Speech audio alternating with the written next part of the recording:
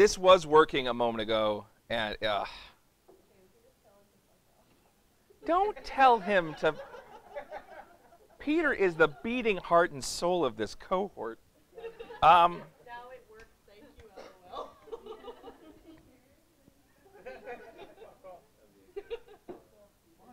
Also, Peter, Monica told you to fuck off, and it was just.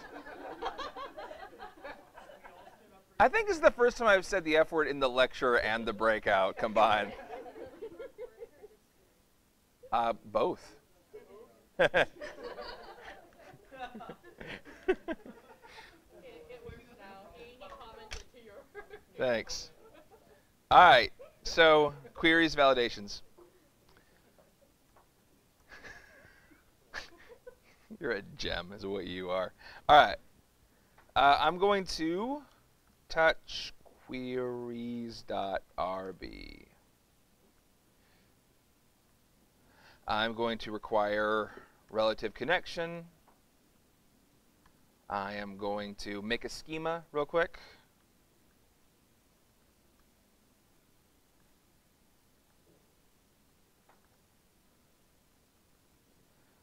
I always write my ends like immediately, by the way. That'll save you some time. Not save you some time, but just keep you. Sometimes you're just tracing ends in Ruby, and it's irritating. This nonsense wouldn't happen in Python. It's just indentation. But then it's like here you indented with a spaces, and then here you ended up with a tab, and it's just all. It looks indented the same. It's not indented the same. It can get rough. All right. Active record schema .define.do.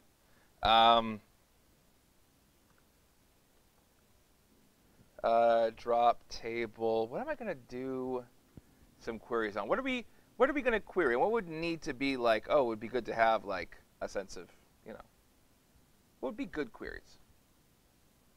What would be good to query? Status. Huh? How many fish you've caught?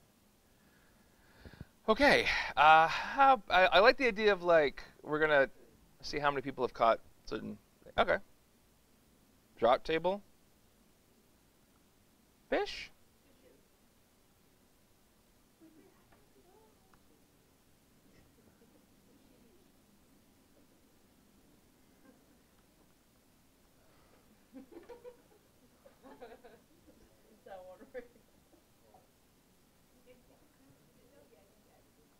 Yeah. I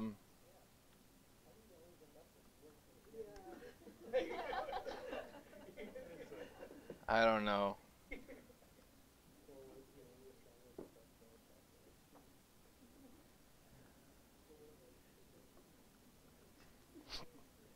I'm a little curious as to what it thinks the plural of samurai is. Not that samurai has anything to do with fishing, necessarily.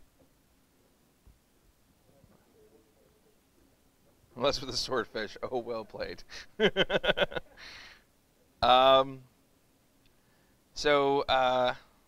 go. Yeah, we're hunters and catches. How about that?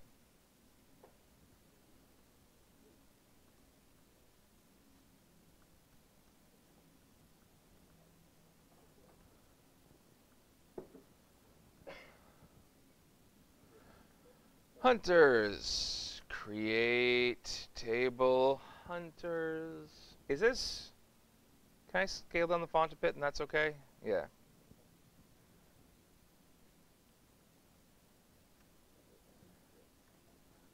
T.name. Sorry, T.string name. Clearly I am improperly caffeinated. Create table catches do T.string animal. Huh. Might come back to that. T.date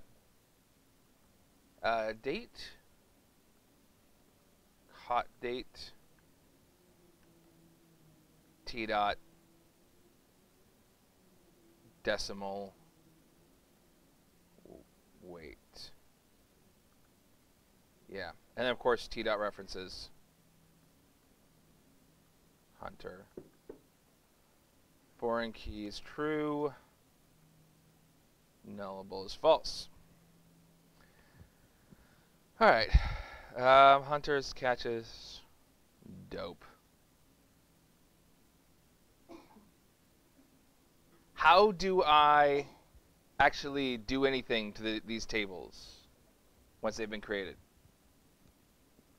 How am I able to do operations on these records? Yeah, I see Jay's giving me one of these numbers. Yeah. So, class, hunter. So I'm going to make a model. Everyone say model. Cool. A model is next or tomorrow you're going to find out a little bit more about the MVC framework and where this fits in, because it's just like one component of this big picture. But a model it's a description of our data. It is kind of a repository for our data operations. It is, and it's going to contain things about like pieces of information. If we have some sort of like calculated field, we're going to put it here, that sort of thing. But hunter is a model and it extends active record base.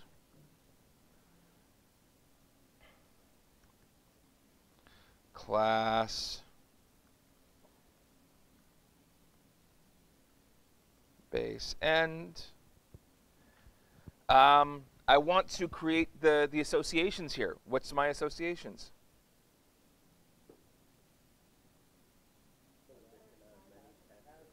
Hunter has many catches. And a catch belongs to. There is also has one, by the way. And has one does a very similar thing to belongs to for one-to-one data things. But it's kind of just semantics, the difference. Well, it's not, but it is. But it's kind of not, but it kind of is. All right. Cool. Catch active record base belongs to hunter. So, who wants to be a hunter? Who wants to be a hunter?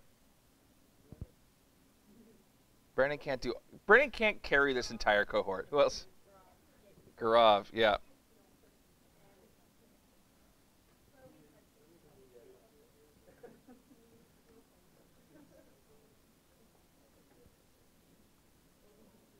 Dang. All right.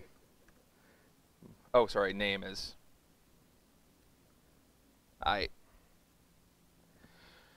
Cool. And I want to create some. I guess I need more hunters. Who wants? Peter. I can't.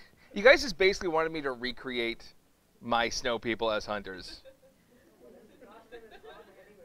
He's a hunter.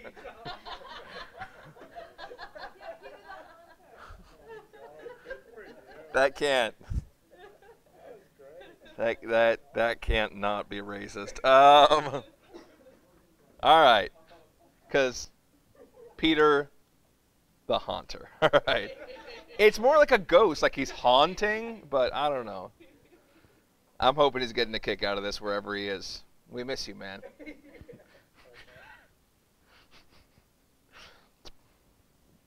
Just pouring out for our homies. All right.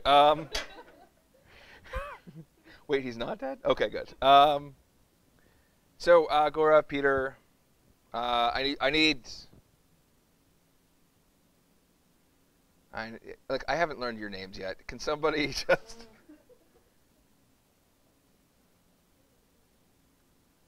create name?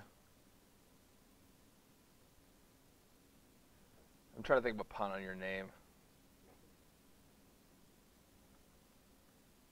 There we go. All right. David the Braven. All right. My dad's name's David. He's going to be happy to hear about that one. Because he also loves puns. So, like you love puns. Like you love that one. Yeah. Okay, so I have stuff. I'm going to actually expand this a bit. Hunters, I'm going to say that's not a semicolon, t dot string location Um, sorry, I need to crackle the neck. Okay, so Gaurav, where are you from? I mean, in this, you can be from anywhere. You can just decide what's your location. You can choose Westeros. You can choose wherever you want to. Just give me a location. India's fine.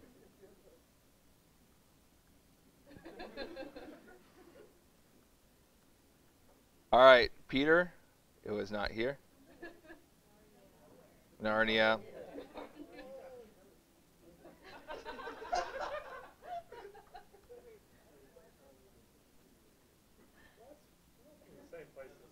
Yeah, you guys are from both from Narnia. I know.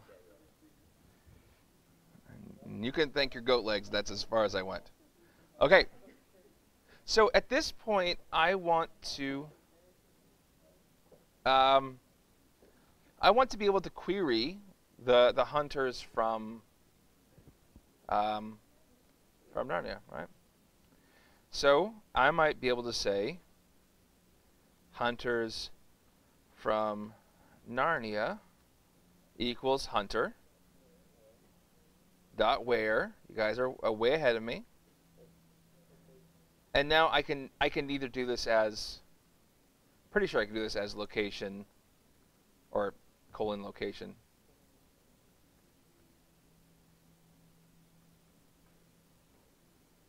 Narnia. I personally really like using this just because it's, you know, I like the using the hash just because it works here, it works in connects, works in a few other things. So I still have sound, pretty sure. Okay, what if I'm going to do hunters from Narnia dot count. Okay, and if I run this,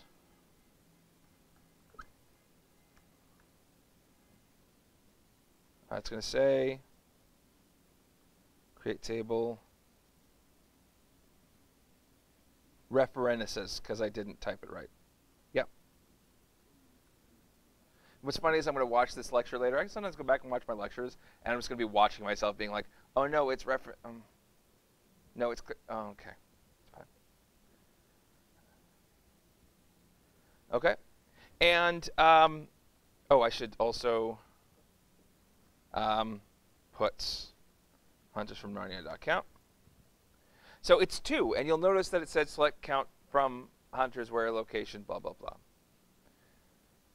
So I want to point out something about this. Hunters from Narnia equals hunters.where. This is a query, right?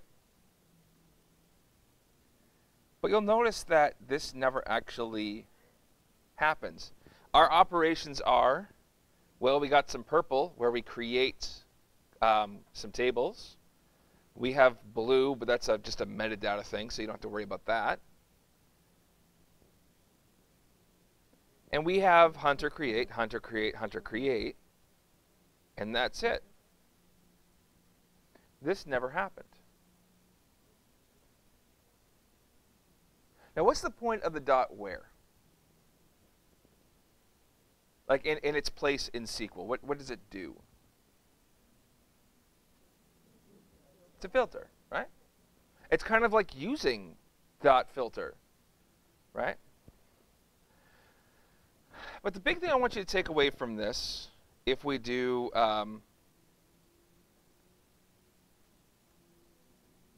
from Narnia here, it'll kind of get it for us, an active record relation. It kind of did it because we did the p tag. It was like, actually, I should go through and find those out. But hunters from Narnia is not like the collection, the array of hunters from Narnia at this point.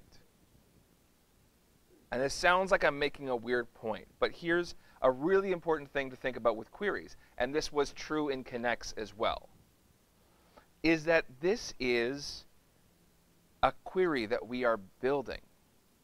We can put more stuff on this, like dot select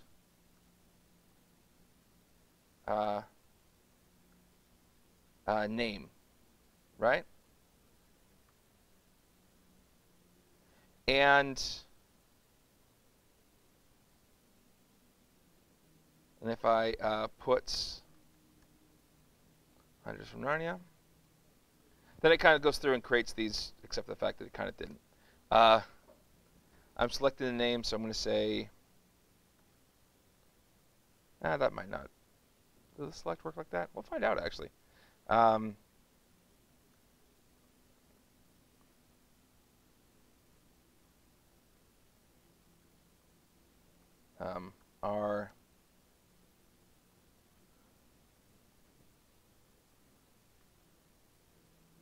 right, Hunter ID nil, name Peter the Haunter, David the Braved. What ends up happening here is that up until I said dot each, Hunters from Narnia was inert. It wasn't actually making a query. I can start building up, I can still add things to it, right? But it's not quite a query yet. This is, what we can say about this is that it is lazy. And it's lazy until we do something where it's actually eager. And lazy is a little bit like, let's say that I have two people who are my assistants, David and Rosie. And David has a lazy strategy and Rosie has an eager strategy. And Rosie's strategy is maybe just a little too eager, right? So I'm like, you know, Rosie, I think I'd like some chips. And all of a sudden she just runs out the door. And she comes back. And she's brought potato chips and tortilla chips and poker chips and computer chips and paint chips and all the seasons of chips on VHS. And just anything that was technically chips she brought back to me, right? And I was like, actually, I kind of wanted tortilla chips. And so she, like, goes off, like, clears everything, throws it into the garbage, comes back with another, like, all these bags of tortilla chips. I'm like, okay, I'm going to need that, I'm going to need this, I'm going to need this. And every time I want to say something, she kind of, like, just runs off. And it takes time for her to run off. She ends up, like, littering the space with all the other stuff that she's grabbed that was unnecessary because she's just trying to be helpful, right? That is an eager approach. And this is what happens with, if we were doing things in, let me see. Like, this is how arrays work in JavaScript, right? Is that they are eager. If I have var nums equals, and I want to get the squares of the odd numbers, I have to say basically var odds equals nums.filter x mod 2 bang equals 0, var squares of odds equals odds.map. Right? How many arrays will be created in this? How many arrays will this code create from top to bottom, including var nums equals? It'll do 3, right? So in order for me to do a filter and a select, I have to do an array on the filter. I have to get an array from the filter. And I have to get an array from the select, which means two things. The first is that it is like, it is iterating over the entire set once, returning me a filter, and then iterating over the set again, rather than like being able to iterate all at once. Imagine a map and filter where it was actually lazy evaluated, and it's just like, I'm going to go through each one. I'm going to filter it. If it matches the filter, then I'm going to do the transformation immediately and give you that. Right? But instead, we keep on creating new ones. The engineers over at Netflix found that when they were using arrays like this, usually speaking, this isn't a real problem, but they found their arrays were so big and changing so often that they actually had to switch away from using arrays. They ended up doing something. I think they mostly used. I'm not sure if they used iterators and generators, but they also used RxJS, these observable things. And it was like, because they could actually lazy evaluate with those without creating and holding a bunch of memory in the meantime. So this is eager. It's leaving. I don't need an array of odd numbers. I didn't want the array of odd numbers. I wanted their squares, right? So the strategy here is lazy, and this is the same thing with connects, where until you do like a dot then or a dot catch on a connects query, it doesn't actually go to the database, right? So here I have a query, and the query is inert. It hasn't actually started moving yet.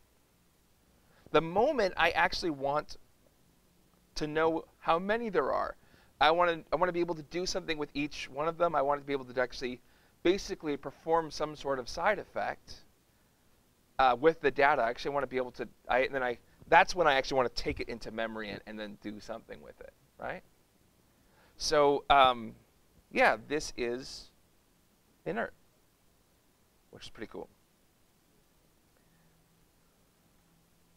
If you find yourself working in .NET, which someone from the future who decided to come back and watch this breakout and kind of like, how did ORMs work? I'll watch that one breakout, and you're dealing with .NET, this is your day. The iQueryable interface is like this. The IEnumerable interface, it's more likely to have kind of that stuff, but the iQueryable interface is going to be lazy interface until it's turned into an enumerable. Same thing with the models and queries in Django. Oh, and you have something just right here. No, on your other side. No, you're really close. Yeah, okay, you got it. Yeah, you're looking great. Thanks. All right, so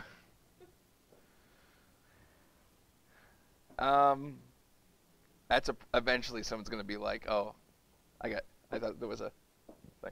All right. So we have this thing where location is Narnia. Let's say for a moment that Narnians was a thing that was happening all of the time, right? Let's say for a moment that like Narnians were a special class of hunter that we just wanted to like, okay, we want to be able to access the Narnians, right? I might have, what I can do is I can start adding like query specific things straight onto the class. It's going to be a little bit like creating a, oh, come on. It's going to be a little bit like creating a static method, but there's a very specific way of doing this for active record called scopes. So, active record scope.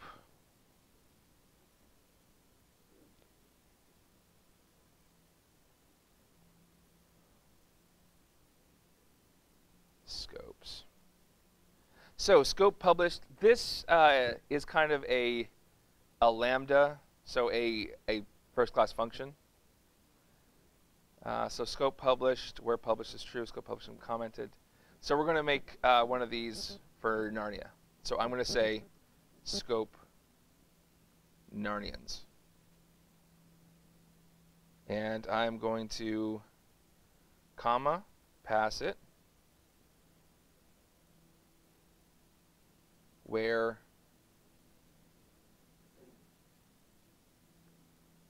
location. I almost got dicey there. We're good.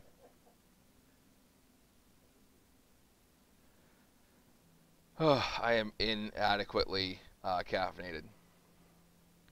So now hunters from Narnia can just be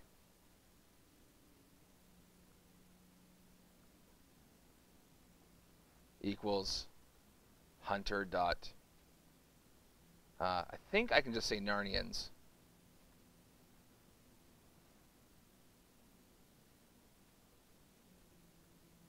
Hopefully this works the way I think it should. Yep. So by saying that, now I can put stuff. This is a really great place for being like, oh, I have a blog. I just want to put my published.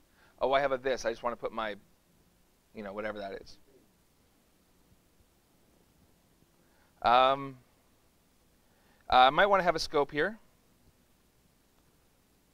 Has catch.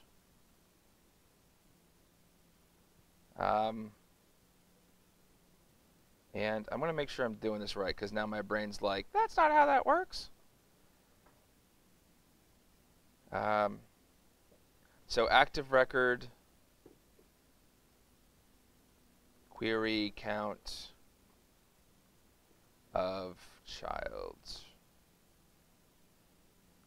records. How can all child records has many?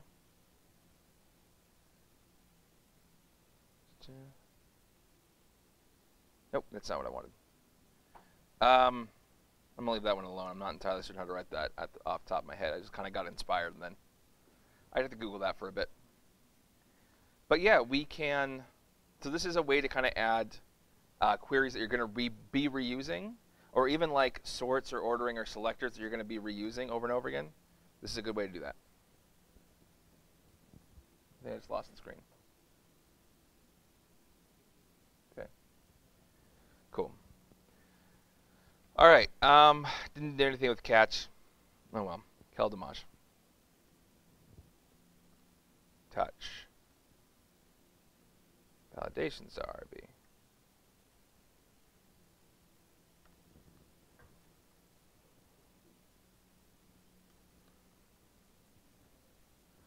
All right, validations. Can somebody give me their definition of data integrity?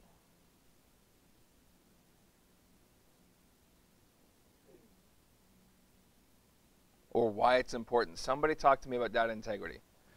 You're in a tech interview. Someone asks you about data integrity. What do you say?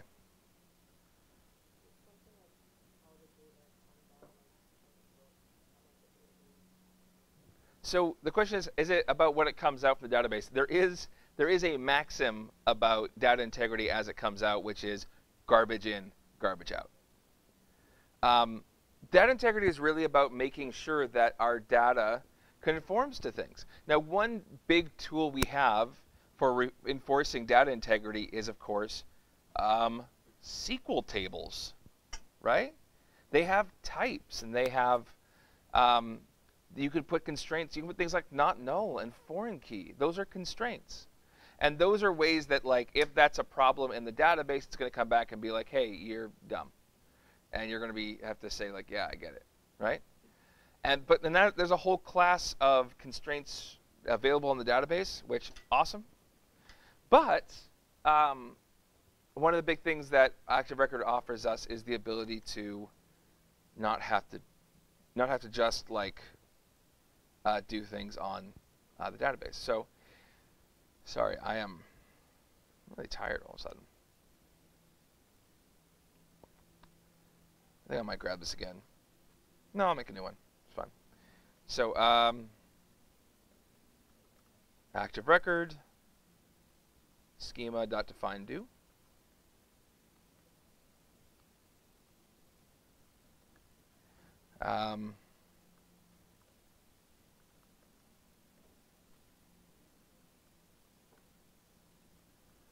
Drop table students if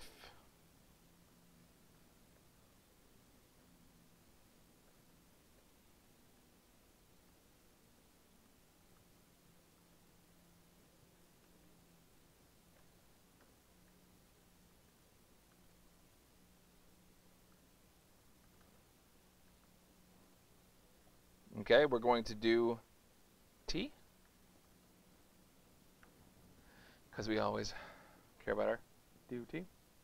I know it was a bad one. I don't feel bad. I do feel bad. I don't feel bad. What? All right. So table.string name. What else are we gonna have?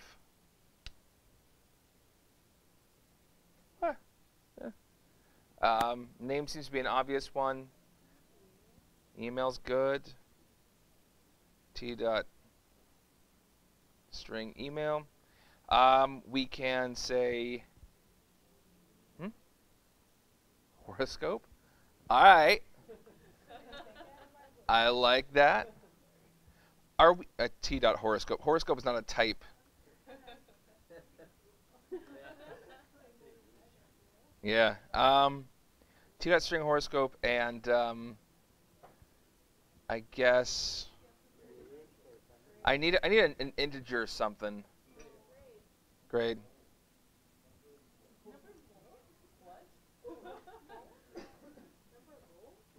Number of rules. I'm fairly certain I cannot record that.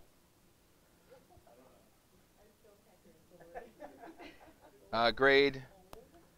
I might have a date. I think this is good enough to start with. So, class student.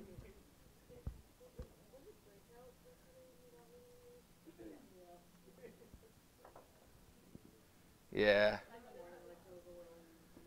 Yeah, no. I think we should all accept that we're a little loopy and just roll with it. Okay, so I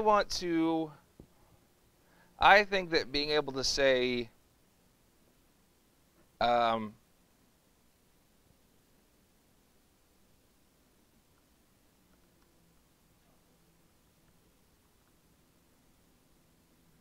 cancel.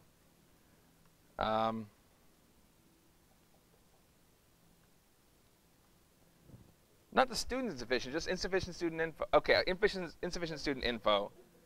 All right. Although you took that personally really quickly, and I think that says a thing or two about how you feel about yourself, and I just want you to know we're really happy you're here.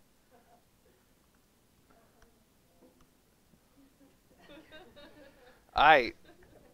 So insert into students default values, returning ID. Student 1, name nil, email nil, horoscope nil, grade nil. Not very useful as a value, right? Like, this isn't a thing. So what we can do is there's a lot of validations that actually are pretty standard. A really obvious one is the presence. We can validate the presence of something. So validates name, presence true. Okay, so let's create this student. And it does not, you can see here it's like it tried to begin, commit, begin, roll back. It did not create the ID, right? Which, good, I suppose. I'm going to make student.new. We can actually check to see if this is valid before trying to save it by just saying valid. You have to pronounce them with the tonality. Like, English is not a tonal language, but Ruby is, so you got to have the... Right, so it puts the insufficient student info.valid, and it's false. So what we can actually see is why this is invalid. And we can look at the errors. There's the error. The messages is the part that's really useful here, so I'm going to cut straight to that. The messages is it's a hash of key value pairs. The keys are symbols, and the values are arrays. And the arrays are arrays of strings telling us what's problem. The name can't be blank. Name.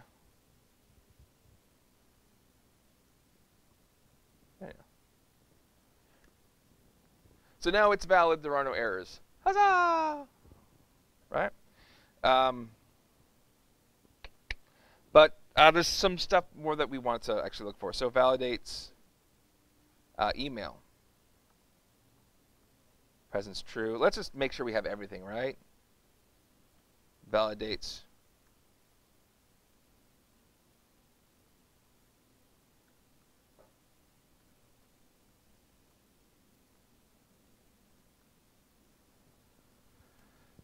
All right, so let's put in some more stuff about the student email.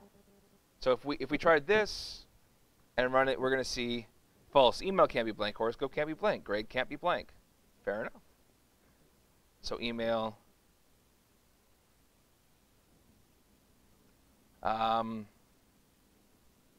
Horoscope.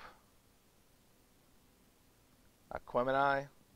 For all you fans of Outcast.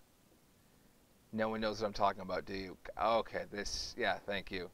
I think you're just raising your thing like, I do not also know what you're talking about, but I don't want you to feel so alone up there. Either of which I accept, by the way.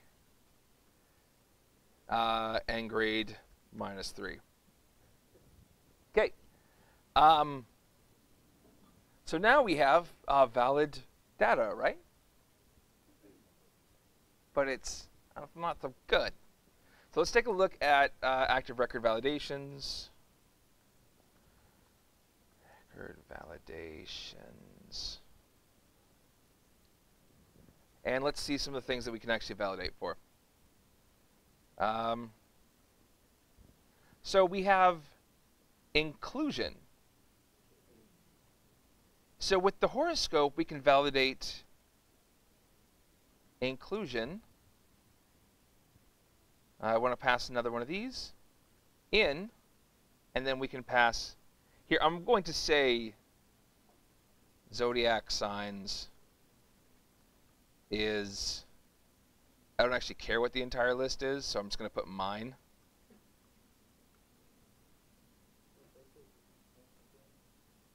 Yeah, my birthday is indeed close up. Daniel, what is your sign? Aries. Okay. And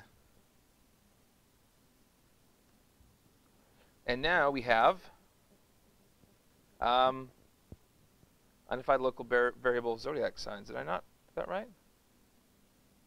Okay. I'm not sure.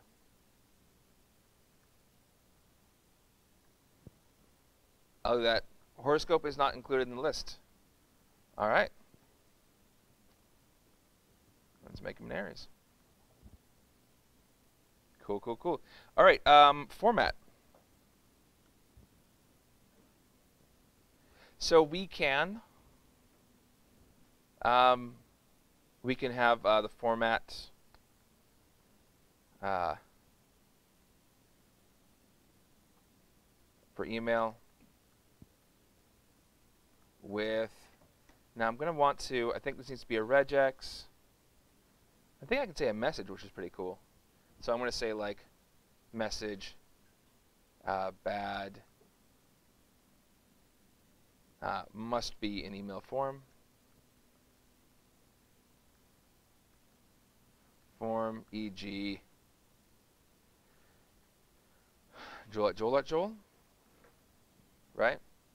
So I can put here an email regex. Let me find a simple email regex. What's a regex, Joel? It's a good question for another day, though, so, you know.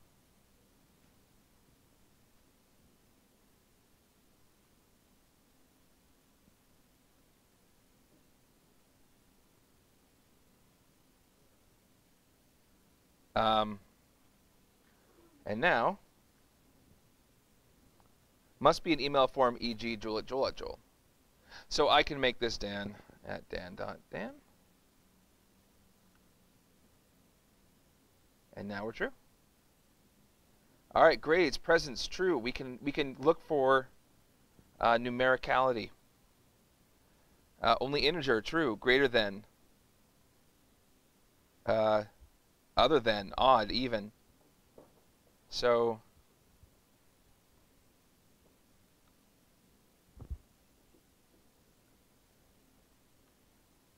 numericality greater than 0. Grade must be greater than 0. 5. Okay, now we actually have a sufficient student. Right? This is Andy? Okay. So what would happen, let's make one of these invalid. This stuff's good, but what happens if we just try to save this?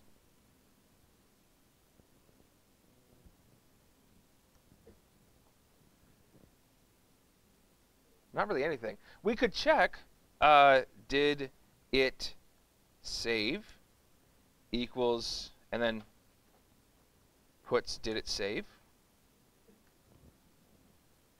False. Right? You'll often see something to the effect of if it's studio save, else, and in here it's like, you know, put some sort of like, oh, this is great, otherwise bad. But let's put the... Now, Has anyone figured out what the point of that exclamation mark is on some of those methods?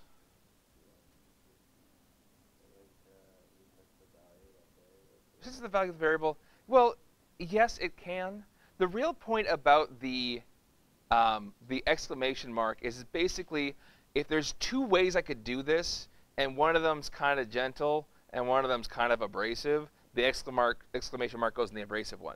So this just, all this does is like just returns true or false, right? But I can also say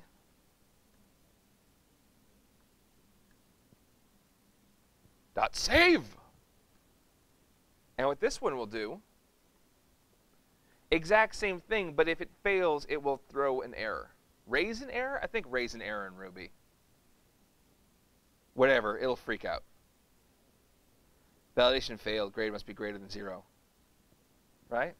And this is there for save, create, and also, actually no, maybe not destroy. I think destroy is just destroy. There might be a destroy. I'm not entirely certain. I can look at that. Anyway. So we can check to see if it's valid. We can check to see if it's saved. And those are some validations. I have 10 minutes. I'm going to show you also we can make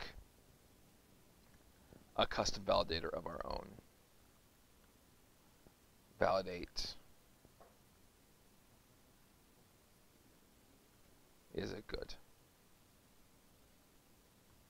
Private def is it.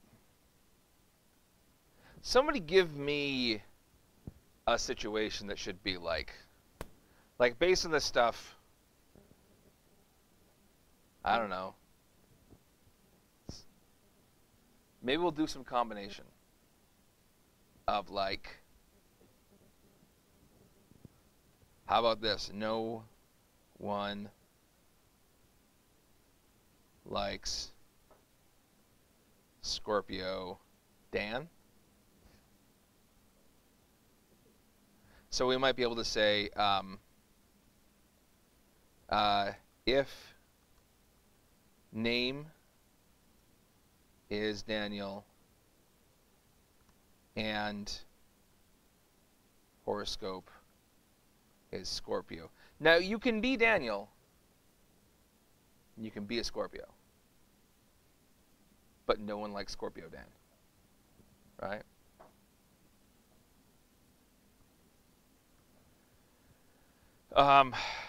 Sounds like it'd be the name of like a Coen Brothers movie, right? No one likes Scorpio Dan? I don't know. So if name Daniel Scorpio, so now we kind of choose one of those fields that we're going to add something on. Maybe just onto name. So errors.add name. So and we're gonna say what the problem is. Can't be Daniel and Scorpio at the same time. All right, so I got Daniel. I'm gonna put his grade up to something that we can deal with.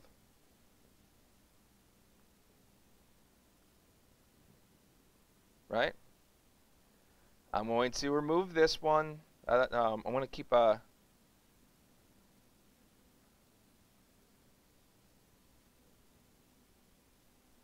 false. Name can't be Daniel and Scorpio at the same time.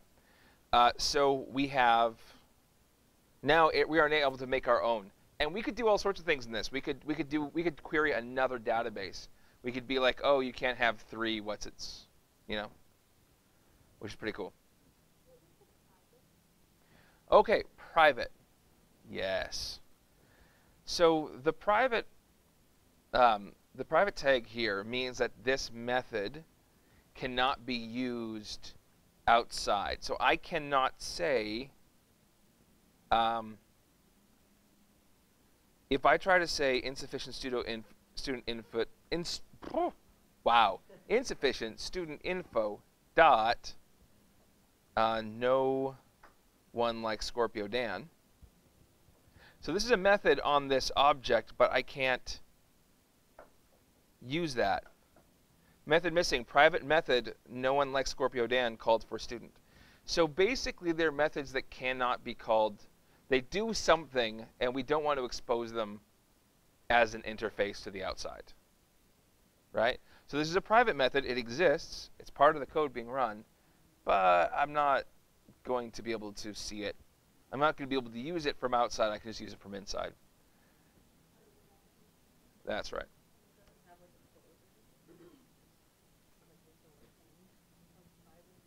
No. Anything under private here, yeah. And by the way, the @ symbol, like the instance variables, are private by default. Whereas in JavaScript, they would be public by default. This concept of public and private can be achieved with closures in JavaScript, but at the same time, it's not really a thing.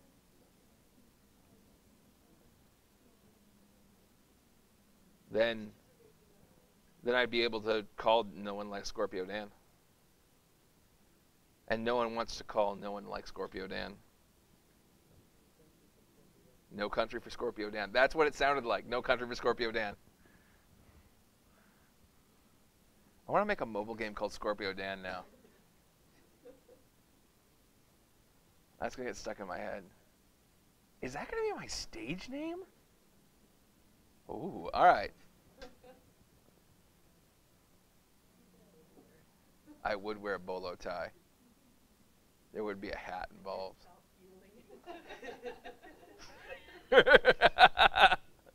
I like this. You'll play a slide guitar. I will play a slide guitar. Yeah, I think so.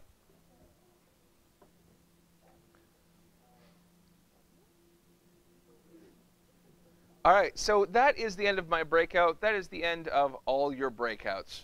So have that.